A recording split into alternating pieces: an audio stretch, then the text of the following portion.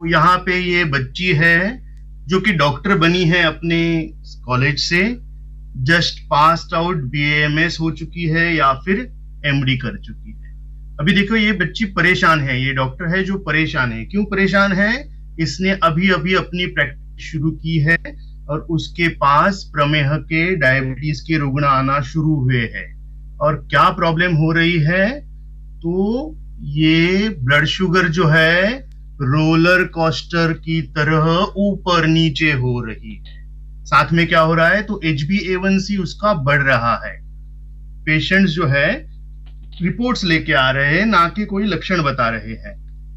साथ में अगर देखें तो डायबिटिक नेफ्रोपैथी के भी पेशेंट्स आ रहे हैं। तो क्या करें, इनको क्या ट्रीटमेंट दे, देखेंगे। और तो डायबिटिक न्यूरोपैथी भी हो रही है, पैरों में जलन हो रही है। तो क्या करे इसको? क्या मैं मिथिल कोबालामाइन दूं या B12 दूं, या फिर मैं दाह समझ के इसकी चिकित्सा करूं? क्या शीतल द्रव्यों का परिषेक करूं? सब कुछ कंफ्यूजन है इसमें।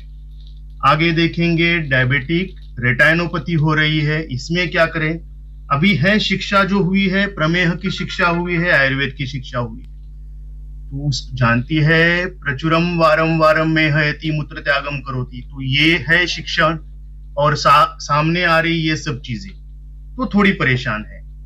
अभी देखो ये दोनों बच्चे डांस कर रहे हैं, तो वो ये भी जानती है स्थूलहा प्रमेहि बलवान है का कुशस्त तथैव परिदुर्बलश्च। तो अभी किसकी चिकित्सा करूं? बहुत कंफ्यूजन हो रही है।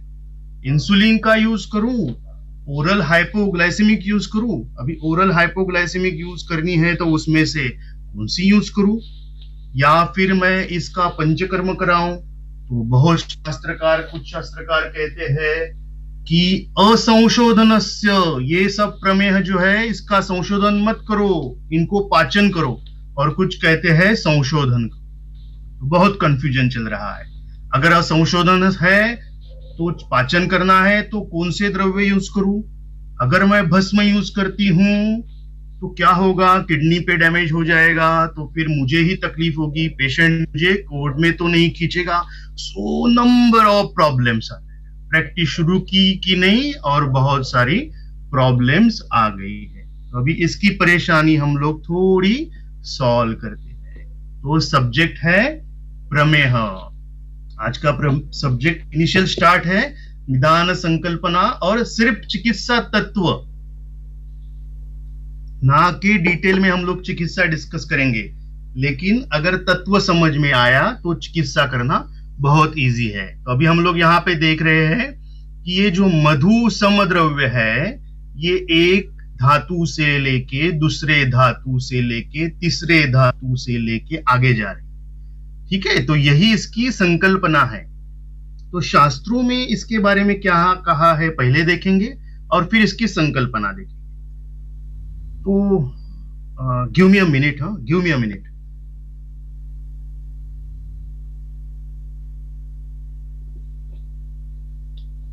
Mangesh sir, can I take a 2 minutes break? इसमें थोड़ा सा जो, Yes, sir, your font is missing. Yes, Uh, I have to install it. Give me a minute, मैं थोड़ा yes, इससे sure. 1 minute, let me try what I can do.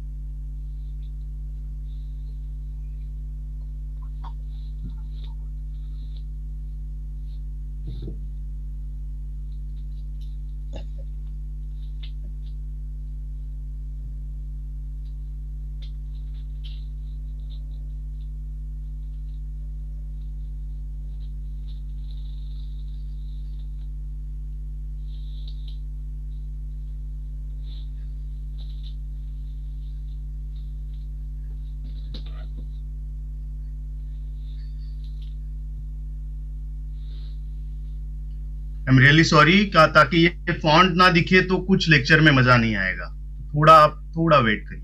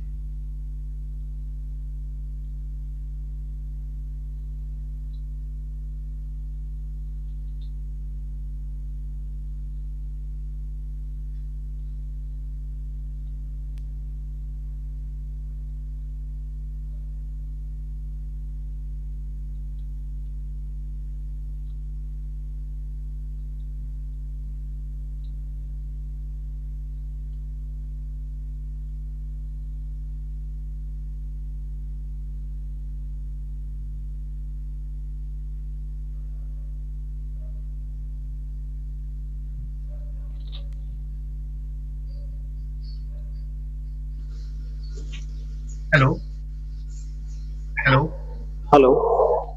हाँ, Yes, sir. Can I start again? I am sorry.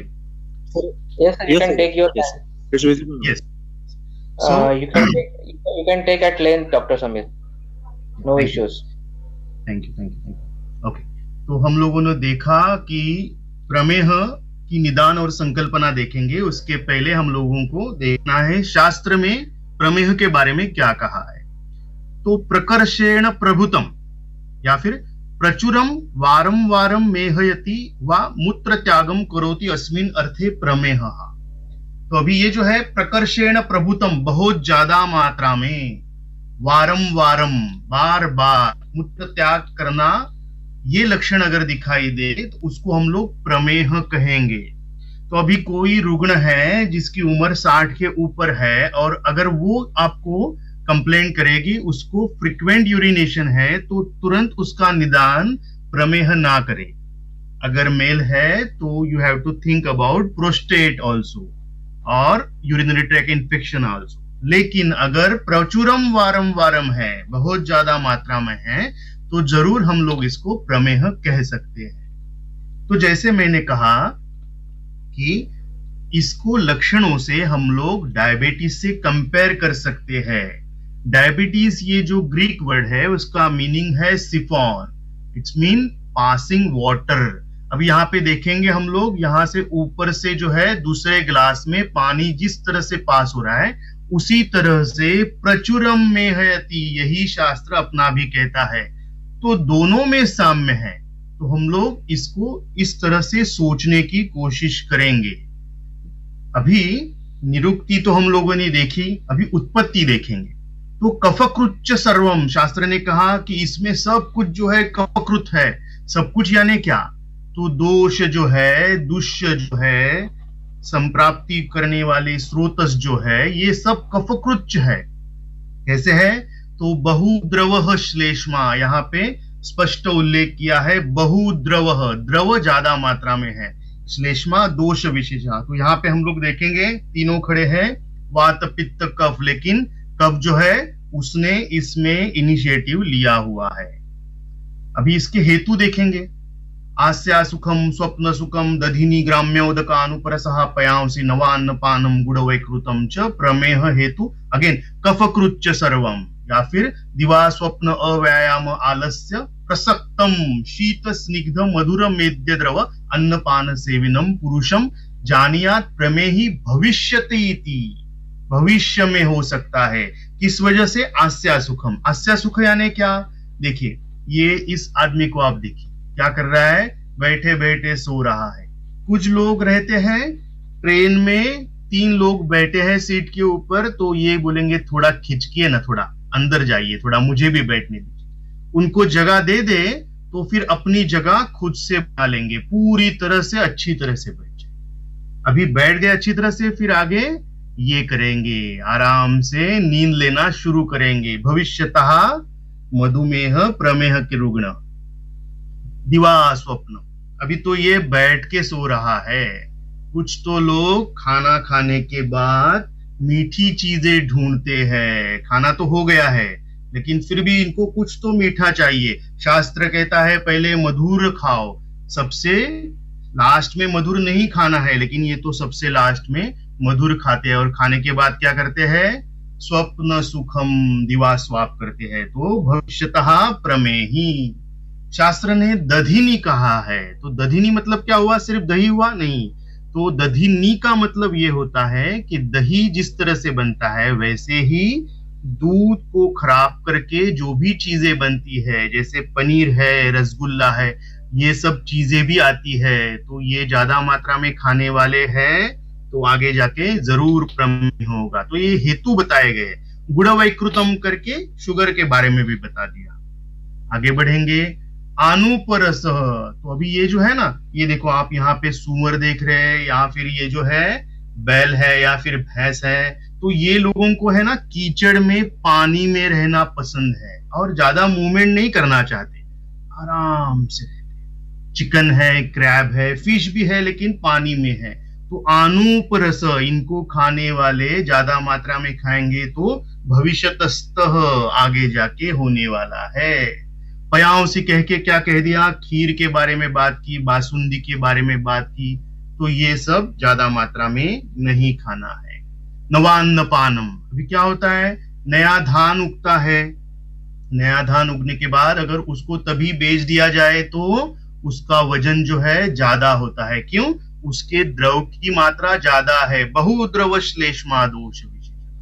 तो क्यों जल की मात्रा ज्यादा है? एक साल उसको रख दो आप, क्या होगा, उसमें से द्रव कम हो जाएगा।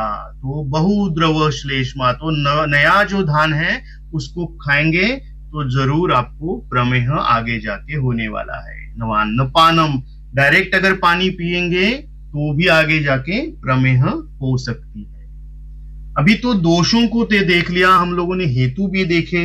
अभी यहाँ पे देख रहे हैं किस तरह से ये जल, बढ़ा हुआ जल आगे जाके जा रहा है, घूम रहा है। तो जितने भी दुष्य है ये सब जल महाभूत प्रधान है। देखिए तो कफह सपित्त पवनश्च दोषा मेदो अस्त्र शुक्र अंबुवसा लसिका। अभी लसिका के बारे में उन्होंने स्पष्ट किया, यत्तु मांसत्वक अंतरे उदकम तत् लसिका शब्दम लभ। मज्जा रस औज, रस औजहा कह के रस और ओज इति द्वंद्व कह दिया।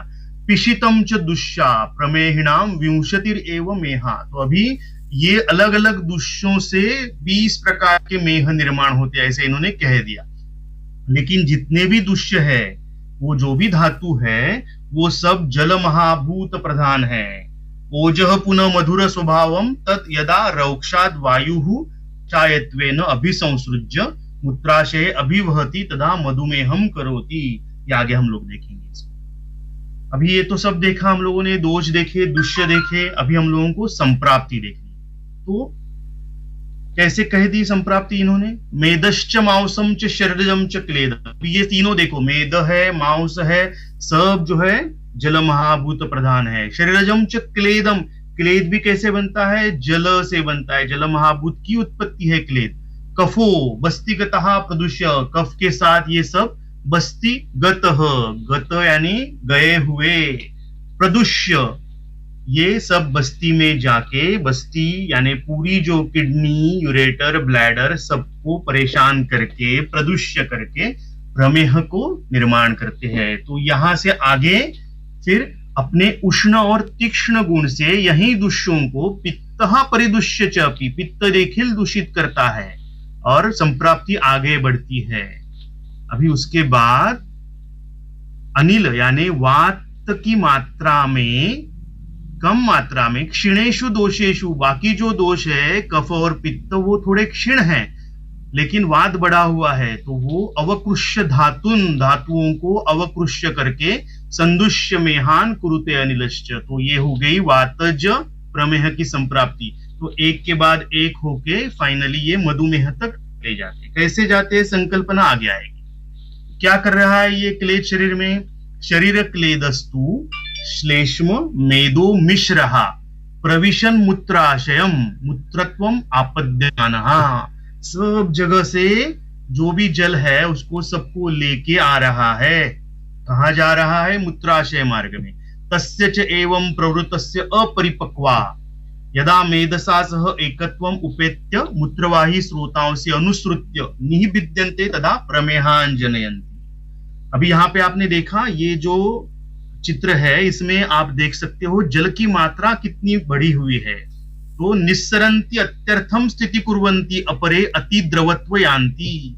बहुत ज्यादा मात्रा में द्रवत्व शरीर को आ जाता है। तदा प्रमेहान जनयन्ति, ये सब ग्रंथों में लिखा हुआ है।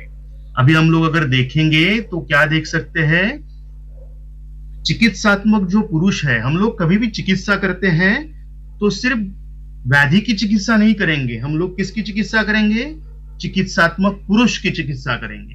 तो ये चिकित्सात्मक पुरुष के शरीर में क्या है, किस चीज से बना हुआ है, पंचमहाभूतों से। तो पृथ्वी की मात्रा भी बढ़ी हुई है और जल की मात्रा भी बढ़ी हुई है। तो क्या पहले देखते हैं हम, पॉलीयूरिया, पॉलीडिप्सिया, पॉलीफेजिया, ये तीन चीजें तो देखने में आती है और बहुत सारे लक्षण दिखाई देते हैं, वो भी देखेंगे। शास्त्र कहता है सामान्य लक्षणम तेषा प्रभुत आवील मूत्रता, आवील मूत्रता है। ये हमारे शास्त्रकारों ने कितने सालों पहले लिख के रखा है। 2nd सेंचुरी एडी में एरियटस ने भी कुछ ऐसे ही लिखा।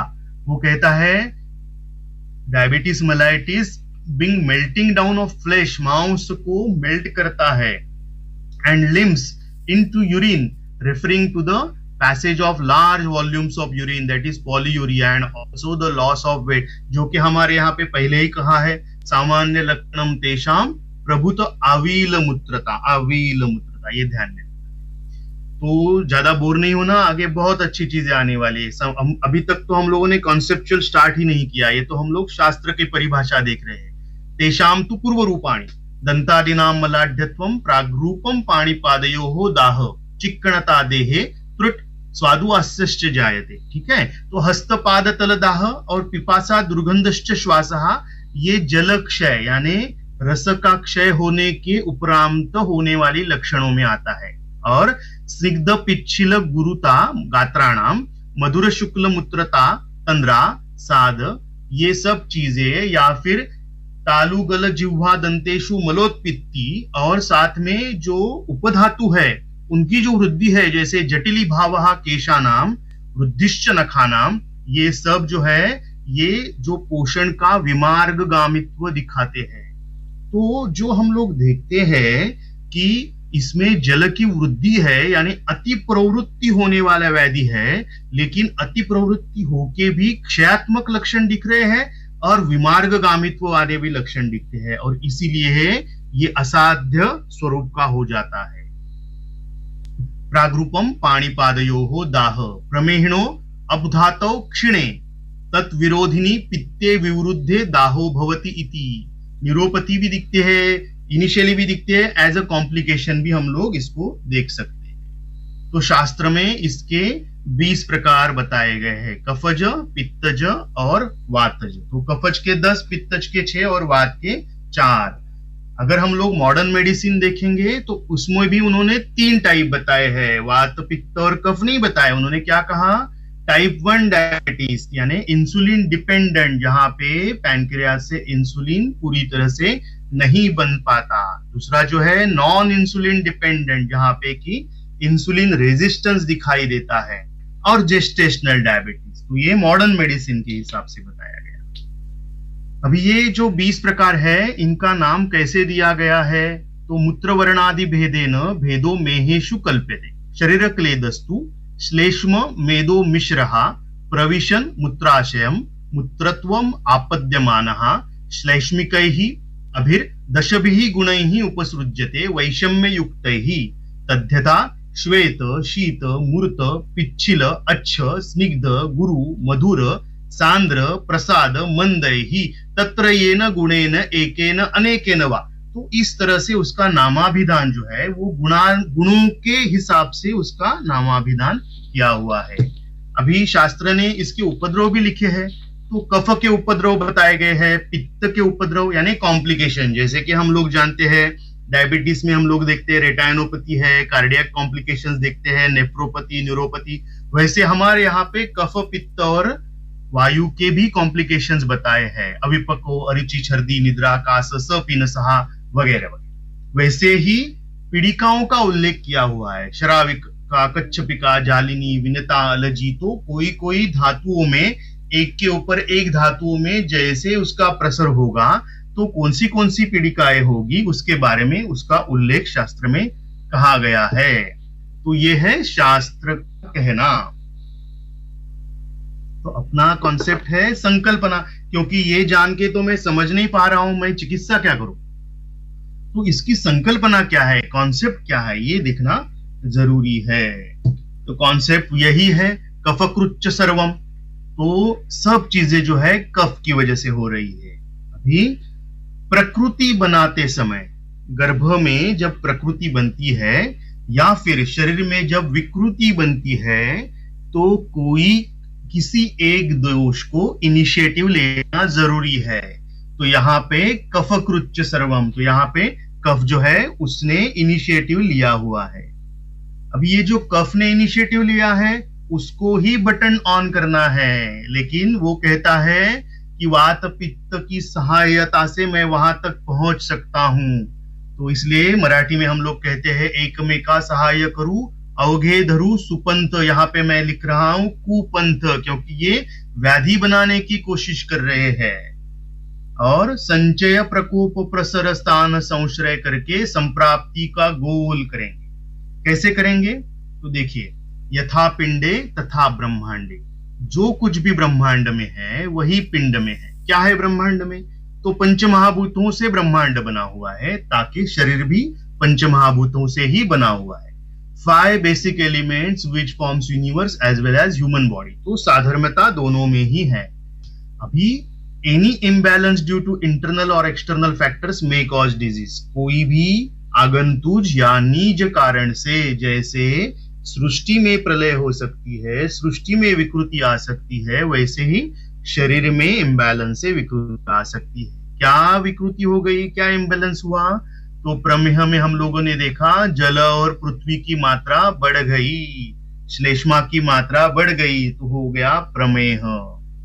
शरीर सोच रहा है कि भाई क्या गलत हो रहा है, क्यों हो रहा है ऐसे, क्यों जल की मात्रा बढ़ रही है?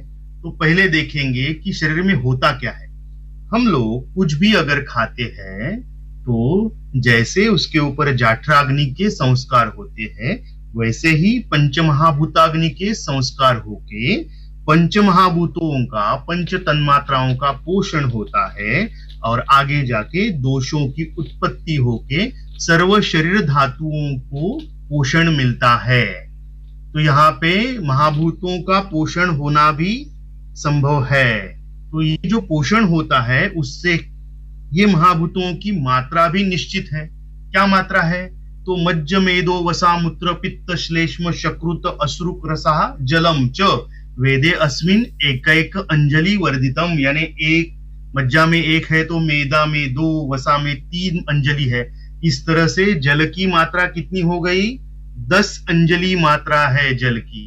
अभी अगर 10 पूरे शरीर में अगर 10 अंजलि जल की मात्रा है, तो वो अगर बढ़ेगी या कम होगी तो कुछ ना कुछ तो विकृति बनेगी। तो हम लोग देख रहे हैं प्रमेह में ये जल महाभूत की मात्रा बढ़ रही है, तो इसको हम लोग कहेंगे प्रमेह अति प्रवृत्त्यात्मक व्याधि है। अति प्रवृत्ति संगो वा सिराणाम ग्रंथेओपि वा, किस तरह की? एक तो अति प्रवृत्ति होगी, या फिर संग होगा, या फिर ग्रंथि होगी, या फिर विमार्ग गमनम चपि स्रोतसाम दुष्टि लक्षणम। तो दोष है कफादि, दुष्य है मेदादि, और स्रोतस में क्या हुआ? मेद और उदकादि। तो इसको हम लोग कहेंगे जैसे मेदवह का व्याधि है, वैसे ये उदक वह स्रोतस की भी व्याधि बनती है। ये स्लाइड सब लोग अच्छी तरह से देख लो, ये बहुत इंपॉर्टेंट स्लाइड है। ये पता चल गई तो निदान संकल्पना समझ में आ जाएगी। कफकृच्च सर्वम, अभी शास्त्र में जब भी वायु का संचय बताया तभी कहा उष्णेन युक्ता रुक्षाद्या वायो कुर्वन्ति संचय। तो उष्णेने, उष्ण गुण से युक्त होने के बाद, वृक्ष आदि गुण उष्ण से युक्त होने के बाद उनमें संचय हुआ। पित्त के बताते समय उन्होंने बताया शीतेन युक्ता तीक्ष्णाद्या, यानी जो विपरीत गुण है, विषम गुण है, उनको साथ में आने से संचय हुआ। लेकिन यहाँ पे क्या हुआ है? सर्वगुण सामान्यत्वाने संचय शीतेन युक्ता स्निग्धाद्या कुर्वन्ते श्लेष्मणः चयम। तो शीत गुण से युक्त स्निग्धादि गुण होने से कफ की वृद्धि हुई है। क्या फर्क पड़ता है सर? किससे भी वृद्धि हो, वृद्धि के बाद प्रकोप तो होगा ही, सही बात है, लेकिन प्रकोप किससे होगा? क्योंकि यहाँ पे हुआ है शीतेन युक्ता स्निग्धाद्या, प्रकोप होगा उष्णेन युक्त कोपम, ताकि होना चाहिए उष्णेन युक्त प्रशम होना चाहिए, तो हो गया उष्णेन युक्ता कोपम। क्यों? विपरीत गुण इच्छा हो रही है। अभी उष्णेन युक्ता कोपम हो गया तो विपरीत गुण इच्छा हो गई, तो फिर वापस शीत पदार्थ की इच्छा होगी। जैसे कि किसी ने मधुर रस का अच्छी तरह से सेवन किया और उसके बाद अभी मुख माधुर्य निर्माण हो गया है, तो फिर उसको इच्छा हो गई चलो हम लोग कुछ तीखा खाते हैं, तो खाना खाने के बाद कुछ सेव या चिवड़ा कुछ खा लिया, तो अभी ये भी चीज तली हुई है। अभी ये खाने के बाद उसको वापस विपरीत गुण इच्छा हो गई। क्या इच्छा हुई? शीत की इच्छा हुई। तो कुछ तो ठंडा, कुछ जूस पी लिया या फिर कुछ आइसक्रीम खा लिया, तो तो ये सर्कल खत्म ही नहीं हो रहा है। जैसे ये कुत्ता अपने पूंछ के ऊपर बैठी हुई मक्खी के पीछे दौड़ रहा है, वैसे ही ये सर्कल संचय प्रकोप संचय प्रकोप संचय प्रकोप ना के प्रशम हो रही है, तो फिर उसका आगे जाके होगा प्रसर। अभी शास्त्र ने क्या कह दिया, वात के प्रसर बताए दिए, व्यायामात प्रसर होता है, व्यायाम करने से प्रसर हो जाएगा। पित्त का प्रसर बताया, उष्मणः तैक्ष्णात्, लेकिन कफ का प्रकोप बताते समय कहा अहित आचरणात् अपि, डिटेल में कुछ नहीं कहा। तो अहित आचरण क्या हुआ, तो शीत उष्ण करके स्निग्धेन, इसका हो गया प्रसर। तो ये ऐसी चीज है कि जो होने की संभावना सबसे ज्यादा है। तो ये स्लाइड थोड़ी समझना बहुत इंपॉर्टेंट है। अभी हम लोग आ गए प्रसर तक। भी इसके जो हेतु बताए गए हैं, तो आप एक देख सकते हो कि रिफ्लेक्शन दिख रहा है। देखो नीचे है पानी और ऊपर है आकाश, तो आकाश का पूरा रिफ्लेक्शन नीचे दिख रहा है। वैसे ही जो प्रमेह के हेतु है, जो है आस्या सुखम स्वप्न सुखम दधिनी ग्राम्योदक आनुपर सहा पयांसी, ये हेतु से प्रमेह की उत्पत्ति होती है। और उसका रिफ्लेक्शन अगर हम लोग देखेंगे तो मेदवह स्रोतस के दूषित होने के हेतु जो है वो भी वही है, अव्यायामात आस्या सुखम स्वप्न सुखम, दिवा स्वप्नात् स्वप्न सुखम, मेदानाम च अतिसेवनात् दधिनी ग्राम्योदक आनुपर सहा पयांसी, मेदो वाहिनी दुष्यंती वारुण्याश्च अति, वारुण्याश्च देखो इधर भी जल की मात्रा बढ़ गई। एक ऐसी तरह की दारू है, अल्कोहल है कि जिसमें जल की मात्रा और ज्यादा बढ़ेगी। तो कफ बढ़ रहा है, साथ में मेद भी बढ़ रहा है, तो दोनों कारण जो है एक ही है। एक ही समय दोष भी दूषित हो रहे हैं, दुष्य भी दूषित हो रहा है और स्रोतस भी दूषित हो रहे हैं। समान हेतु से मेद दुष्टि भी हो रही है। मेद धातु और मेदव स्रोतस के जगह पे स्थान संश्रय निर्मित हो रही है। समान गुणधर्म से इतर धातुओं में प्रसर हो रही है। कहां कहां पे, तो अस्र शुक्र अंबु वसा लसिका मज्जा रसजो पिशितम च दुष्या। और आगे जाके जल की मात्रा बढ़ने की वजह से क्या होगा, क्लेद की निर्मिति होगी और बस्ती अर्थात मेदोवह और मूत्रवह स्रोतों में स्थान संश्रय होके मूत्र मार्ग से श्रवण होगा। हम लोग देख पाएंगे प्रचुरम वारम वारम में है मूत्र त्यागम करोति अस्मिन् अर्थे प्रमेह। शरीर सोच ही रहा है हाउ टू बैलेंस, जल की मात्रा बढ़ रही है तो क्लेद की निर्मिति करनी पड़ेगी। क्यों, क्योंकि आप्या जिह्वा रस क्लेदा, आप्य जो है जल का काम ही है क्लेद निर्मिति करना। तो ज्यादा जल निर्माण होगा तो उसको शरीर के बाहर निकालने के लिए ज्यादा क्लेद निर्मिति होगी। ज्यादा क्लेद निर्मिति होगी तो मूत्रस्य क्लेद वहनम स्वेदस्य, तो मूत्र निर्मिति और स्वेद निर्मिति होगी। क्यों, वहां से क्लेद बाहर निकलेगा। अभी शरीर और सोच रहा है what is the role of mahabhuta and kleda, क्या है महाभूत और क्लेद, कैसे क्या कर रहे हैं शरीर में। तो अगर हम लोग देखेंगे तो ये जो कारण बताए गए हैं आस्या सुख स्वप्न सुख, इनसे क्या होता है, तो मधुर गुणात्मक जितने भी हम लोग अन्न का सेवन करते हैं, मधुर अम्ल लवण स्निग्ध गुरु पिच्छिल शीतल, तो ये अगर श्लोक हम लोग देखेंगे तो उसमें लिखा है गुरु स्निग्ध अम्ल लवण अन्य अति मात्रम समश्नताम नवमन्नम च पानम च निद्राम आस्य सुखानि च व्यक्तम अव्यायाम अचिंतानाम संशोधनम अकुर्वताम श्लेष्मा पित्तम च मेदश्च मांसम च अति प्रवर्धते तैहि आवृत्त गतिर वायुः ओजः आदाय गच्छति यदा बस्तिम तदा कृष्णो मधुमेह प्रवर्तते। तो ये जो है इनसे देखो यहाँ पे आप देख पाएंगे कि एक ही मिनट देना, मैं थोड़ा रिप्लाई कर दूं इनको। तो ये जो है जल महाभूत और पृथ्वी महाभूत खुश हो गए। क्यों, उनका जो है पोषण हो रहा है ज्यादा मात्रा में। भूमि जल, भूमि अग्नि, जल अग्नि और भूमि और जल ज्यादा मात्रा में बन रहे हैं, तो ये हो रहे हैं खुश। अभी शास्त्र कहता है आप्या जिह्वा रस क्लेद, आप महाभूत अगर ज्यादा बढ़ेगा तो क्लेद की निर्मिति होगी। लेकिन यहाँ पे है सिर्फ आप महाभूत नहीं, तो उसके साथ जो है पृथ्वी महाभूत भी विकृत हो रही है। तो यहाँ पे बनेगा विकृत क्लेद, ना कि प्राकृत क्लेद। तो जो निकलेगा विकृत क्लेद, तभी आप देखेंगे कि प्रमेह के रुग्ण में हम लोग कहते भी है कि दंतादिनां मलाढ्यत्वम प्रागरूपम पाणिपादयोदाह, चिक्कणता देहे, शरीर में चिक्कणता आती है। कपड़े उतारेंगे तो उनको समझ में आएगा कि पसीना है वो चिक्कणता है। तो पृथ्वी और जल जो है विकृत तरह से साथ में आ रहे हैं, तो विकृत क्लेद की उत्पत्ति हो रही है। बहुद्रव श्लेष्मा दोष विशेषः, तो यहाँ पे जो है पृथ्वी जो है जल महाभूत में समा जा रही है और अग्नि जो है वो मंद हो रहा है और इससे निर्मित हो रही है क्लेदक के मॉन्स्टर की, जो के शरीर में आगे जाके तकलीफ देगा। अभी हम लोग देखेंगे धात्वाशयांतर क्लेदो, कला शरीर में अगर हम लोग देखेंगे तो कैसे कला की निर्मित हुई। धात्वाशयांतर क्लेदो विपक्वः स्वम सम उष्मणा श्लेष्म स्नायु उपराच्छन्न कलाख्यः काष्ठसारवत्। रसादी धातु और उनके आधारभूत जो आशय है उनमें जो क्लेद है वही अपनी उष्णता से स्वधात्वाग्नि से परिपक्व होके आच्छादित होके काष्ठ सारवत कला बनाता है। तो ये व्याधि संप्राप्ति जो है ये कलाओं के बीच में जो कलाएं है क्लेद से ही निर्मित है। तो जब क्लेद की उत्पत्ति ज्यादा होगी तो प्रमेह का संचार हम लोग सर्व शरीरगत कलाओं में देखेंगे। इसीलिए प्रमेह के जितने कॉम्प्लिकेशंस हम देखते हैं उतने कॉम्प्लिकेशंस और कोई व्याधि में नहीं दिखाई देती, क्योंकि ये पूरे शरीर को व्याप्त करते हैं। जैसे कि ये काष्ठ सारवत आप अगर देख सकते हो इसको, तो ये सब शरीर की सब कलाओं में सब धातुओं में प्रसरित होने वाला व्याधि है।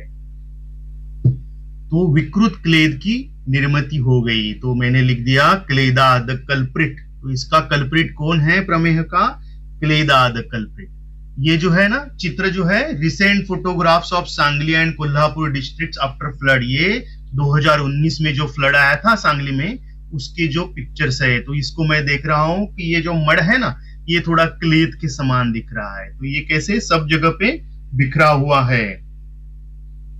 ये जब इस तरह से अगर आहार विहार करेंगे, सोते रहेंगे, बीज विकृति रहेगी, तो फाइनली पैनक्रियाज भी कह देगी भाई सॉरी हम कुछ नहीं कर सकते। तो ये जो क्लेद है ये जनरली क्या करते हैं, तो अफेक्ट्स कफ डोमिनेटिंग ऑर्गन्स। तो कहाँ है कफ? तो है जिह्वा में है, आंखों में है, संधियों में है, वृक्क में है, आमाशय में है, हृदय में है, लंग्स में है। तो सब जगह पे अवलंबक है, क्लेदक है, श्लेषक है, बोधक है, तर्पक है। तो जहां जहां पे कफ डोमिनेटिंग ऑर्गन्स है वहां वहां पे आपको क्लेद के लक्षण ज्यादा दिखेंगे। और अगर हम लोग पैथोलॉजी लैब में जाएंगे तो आप ये देख पाएंगे किस तरह से आपको ये क्लेद वाली चीजें डिसेक्शंस में आप देख सकते हैं।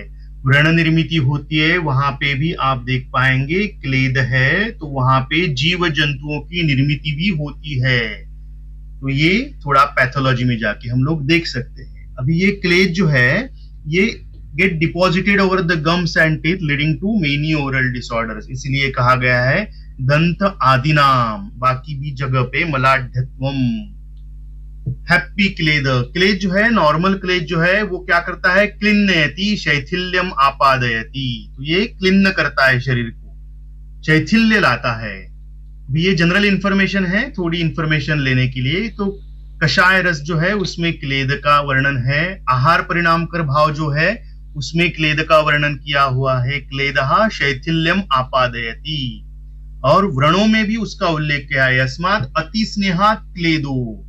तो अति स्नेह से भी क्लेद की निर्मिति होती है।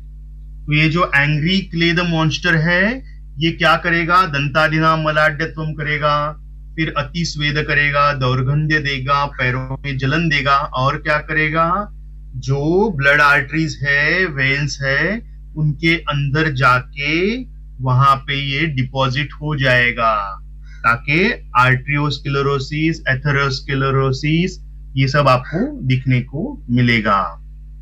तो signs and symptoms of prameha according to Ayurveda जो हम लोगों ने देखा है, जटिली भाव केशों का है, पिपीलिका संचार हो जाता है, और तृष्णा लगती है, मधुरास्यता होती है, मुख में दुर्गंधी होती है, ये सब लक्षण हम लोग देख सकते हैं।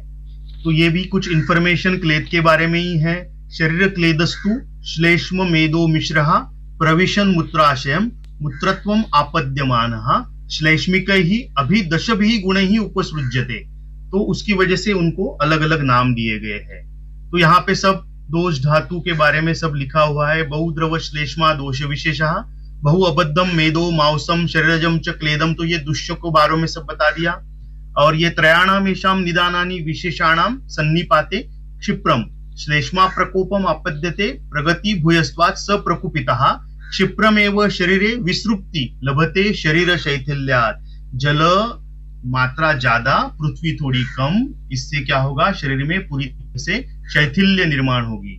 सविसर्पण शरीरे मेदसैः अवादिते मिश्री भावम गच्छति मेदसैश्चैव बहु अब्धत्वात् मेदसैश्च गुणैः समान गुण भूयिष्ठत्वात् स मेदसा मिश्री भावम गच्छन् दूषयति एनद् विकृतत्वात् स विकृतो दुष्टेन मेदसोपहितः शरीर क्लेद मांसाभ्याम संसर्ग गच्छति क्लेद मांसयोः अति प्रमाणम अभिवृद्धत्वात् स मासे मांस प्रदोषात् पूति मांस पीड़का शराविका कच्छपिका आदि संजयनति। अप्रकृति भूतत्वात् शरीर क्लेदम पुनर्दूषयन् मूत्रत्वेन परिणमयति मूत्रवहानां च स्रोतसां वंशण बस्ति प्रभावाणां मेदः क्लेदोपहितानि गुरुणि मुखान आसाद्य प्रतिरुध्यते ततश्च प्रमेह तेषां स्थैर्यम् असाध्यता वा जनयति प्रकृति विकृति भूतस्त्वात्। तो ये थोड़ा डिटेल में पढ़ेंगे तो इसका जो जल का आधिक्य है, इससे शरीर में जो विकृति हो रही है उसके बारे में इसका सब वर्णन यहाँ हम लोग देख सकते। ये हम लोगों ने ऊपर देख चुके हैं। अभी उपरोक्त हेतुओं के अनुसार क्या देख रहे हैं हम, मुख्यतः दोष कफ है, तदनंतरम पित्त और किंचित वात, और दुष्य है मुख्यतः मेद।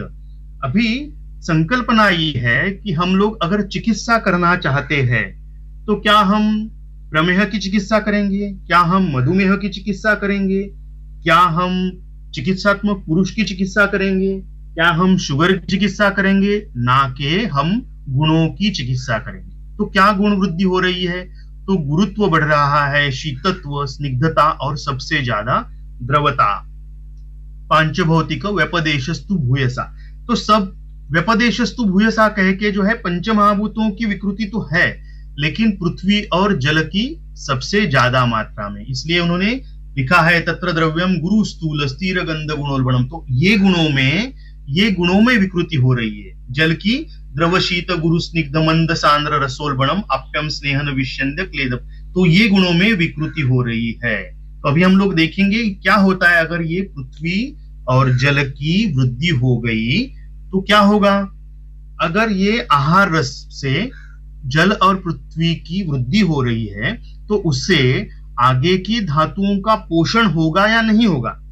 तो इनिशियली स्रोतस जो है उनकी खुद की जो प्रतिकारक क्षमता है उससे वो लोग रिजेक्शन देंगे, नहीं चाहिए भाई हम लोगों को अच्छी चीज देना, हम लोगों को ये जल महाभूत प्रधान जो है नहीं चाहिए क्योंकि हमारा संगठन अच्छा है।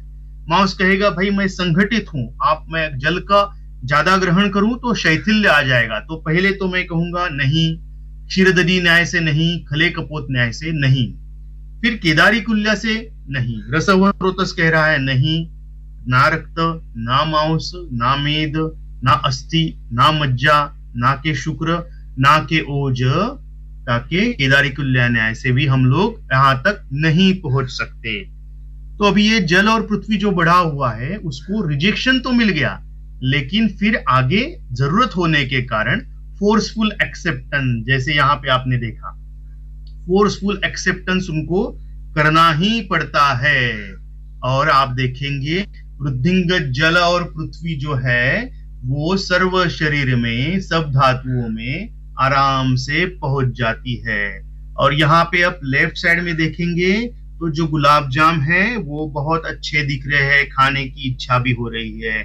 और जो यहाँ पे जो है टूटे हुए हैं, क्यों टूटे हुए हैं, उसमें द्रव का आधिक्य हो गया है, शिथिलता उनमें आ गई है। तो इस तरह से अपने शरीर के जितने भी सेल्स है उनमें अगर माधुर्य आ जाए, जल और पृथ्वी आधिक्य हो जाए, तो ये कुछ दिनों से अगर फ्रीज में रखे हुए गुलाब जाम जैसे टूट जाते हैं, अपने ही रस में डिसॉल्व हो जाते हैं, वैसे ही all the cells and tissues of our body get dissolve. तो उनमें जो है डिसॉल्व हो जाते हैं, तो क्या हो जाता है, उनमें विकृति आ जाती है, वो प्राकृत नहीं रहते, उनका जो प्राकृत स्ट्रक्चर है वो उनसे निकल जाता है और उनमें विकृति आ जाती है।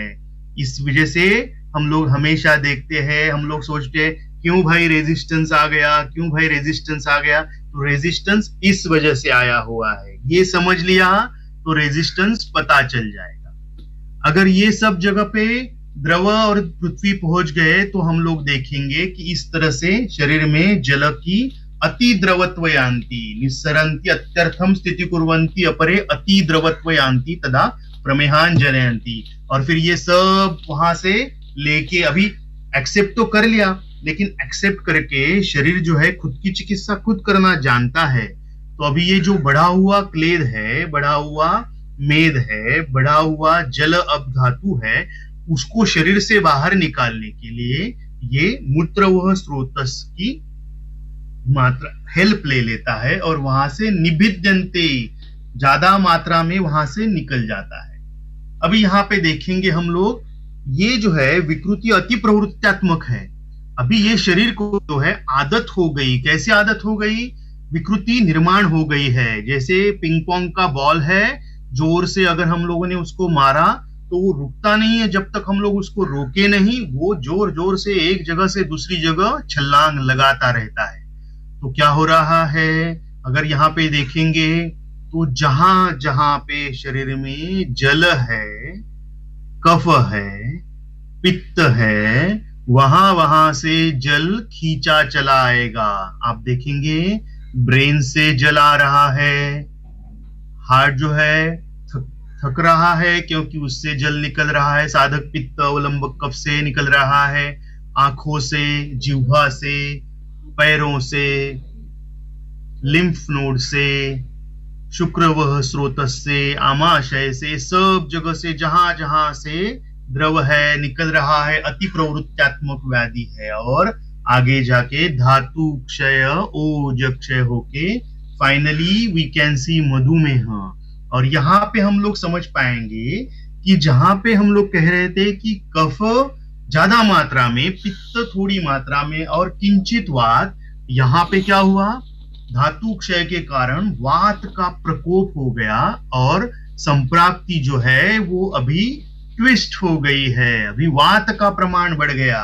अभी यहाँ पे वात की चिकित्सा करनी जरूरी है।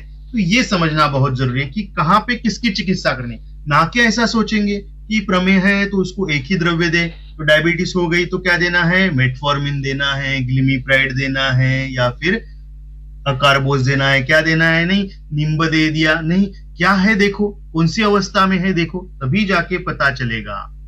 तो यहाँ पे हम लोग निदान की संकल्पना में रुक जाते हैं, क्योंकि इसमें और बहुत सारी, जैसे है ना मंथन है, ये मधु मंथन है, हम लोग इसमें बहुत सारा मंथन कर सकते हैं। ये तो एक विचार है, इसमें और विचार आ सकते हैं। तो हम लोग अभी देखेंगे चिकित्सा तत्व क्या है। पूरी चिकित्सा तो आगे आपको समझने वाले हैं, आप लोग पढ़ने वाले हैं सब, नेफ्रोपैथी, न्यूरोपैथी, रेटाइनोपैथी, आहार विहार सब समझेंगे। अभी हम लोग चिकित्सा तत्व देखते हैं। तो मुख्य चिकित्सा तत्व क्या है यहाँ पे, निस्सुखत्व सुखाय च।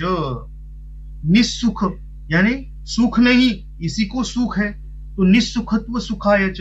तो जो भी रुग्ण है प्रमेह का, अभी इसमें देखो ध्यान रखना है। हाँ, अगर आप कहेंगे कि कृश पेशेंट है, निर्बल पेशेंट है, उसको भी हम लोग यही ट्रीटमेंट करेंगे तो नहीं चलेगा। जो बलवान है, स्थूल है, उसको क्या कहेंगे हम लोग, चलो हमारी गाड़ी को धक्का मारो। और जो वात प्रकृति का है, कृश है, उसको बोलेंगे भाई आप बैठो, स्टीयरिंग संभालो और पीछे से आप धक्का मारो। क्यों, निस्सुखत्व सुखाय च।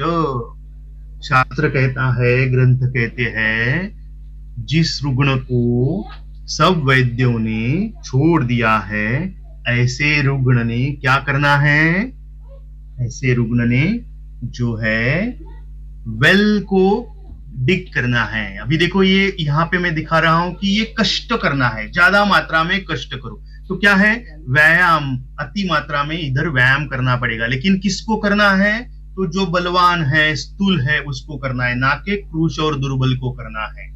तो ये शास्त्र वचन है, इसको निस्सुखत्व सुखाय च